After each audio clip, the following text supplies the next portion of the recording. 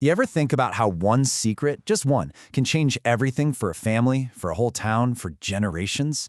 How a single moment can create this weight that takes decades to even come to light? Well, that's exactly what we're diving into today with the story of Buckeye. All right, so our story takes place in a town called Bonamy, Ohio. And you know, on the surface, it looks like the perfect American town. But we all know that places like this, places with a long memory, they always have secrets, right? The kind that are buried just under the surface of those quiet streets and busy factories. So at the center of all this, we've got two families who couldn't be more different. First, you have the Jenkinses. Think salt-to-the-earth types. There's Cal, the quiet hardware store manager. His wife Becky, who's, well, she's a psychic, and their son Skip. Then, on the complete other side of the tracks, you've got the Andersons. Felix is this rising star executive. His wife Margaret is an orphan who's always trying to outrun her past. And they have a son named Tom. I mean, they're living in totally different worlds, but one massive secret is about to connect them in a way they could never imagine. Okay, so first things first, let's talk about the town itself. Because in a story like this, the setting isn't just a background, right? It's practically a character in its own right, especially when it comes to keeping secrets. Imagine Bonhomie. It's that classic post-World War II American dream town. It's got bustling factories, a big horseshoe-shaped lake, and this giant neon tulip sign that just glows over the whole place at night. It's the kind of town where everybody knows everybody, which, as you can guess, is the best place to hide a secret and the absolute worst place for that secret to get out. All right, now let's get to the heart of it. Let's meet the two people at the center of this whole thing, Cal Jenkins and Margaret Anderson.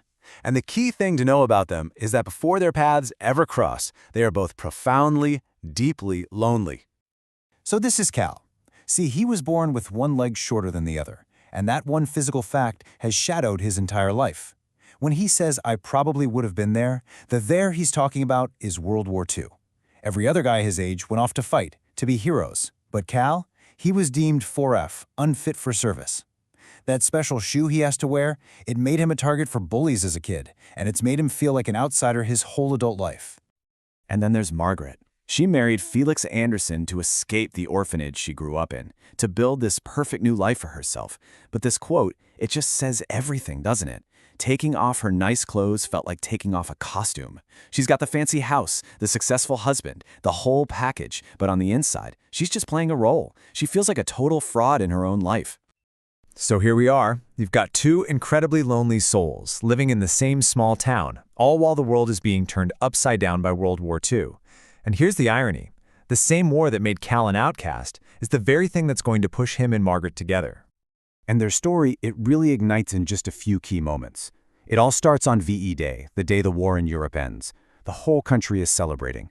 And in this incredibly charged, emotional moment, Cal and Margaret find themselves in his basement listening to the news, and they kiss. Now remember, her husband is still away, fighting in the Pacific.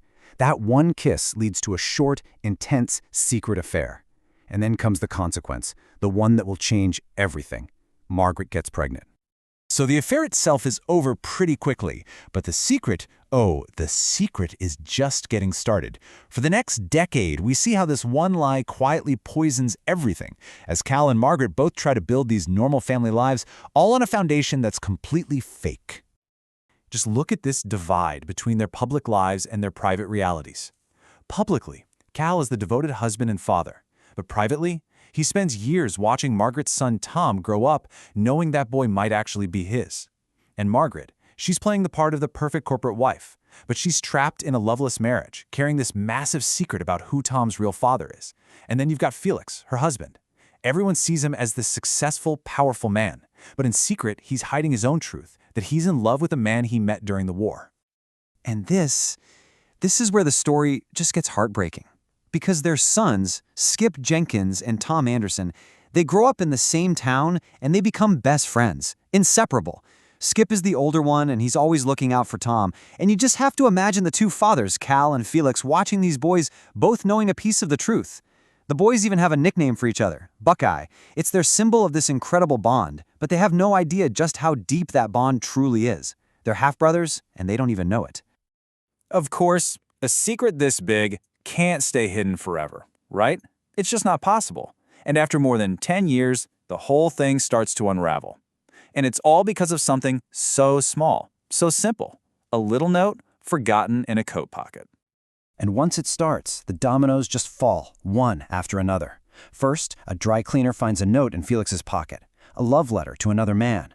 Margaret confronts him, and bam! Felix confesses his secret. His marriage is over. And with her own life in ruins, Margaret decides she's done carrying her secret too.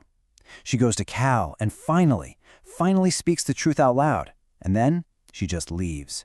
She leaves her son, leaves the town, and disappears for good. Can you just imagine that moment, after more than a decade of silence, of stolen looks across town, of things left unsaid? Margaret looks Cal in the eye and just says it. You know why. We have a child together. Those few words, they're like a bomb going off, and it just obliterates both of their families.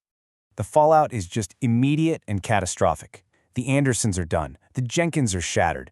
But the real victims here are the boys, Tom and Skip. They're left standing in the rubble, trying to wrap their heads around the fact that their best friend is actually their brother, and that their whole childhood was based on a lie. And the story doesn't even end there. The ripples of this secret keep spreading, leading to one last, final tragedy. Skip Jenkins, the older brother, the protector, he's killed in the Vietnam War. His life is just cut short, and he never gets the chance to really understand the full truth of who he was or where he came from. So, in the end, we're left with this question from the novel. It's asking us, wasn't it a fair measure of a person what they did with their mistakes? It forces you to look beyond the affair, beyond the lies, and think about what happens after. It's all about that messy, complicated, painful journey of trying to fix what you broke.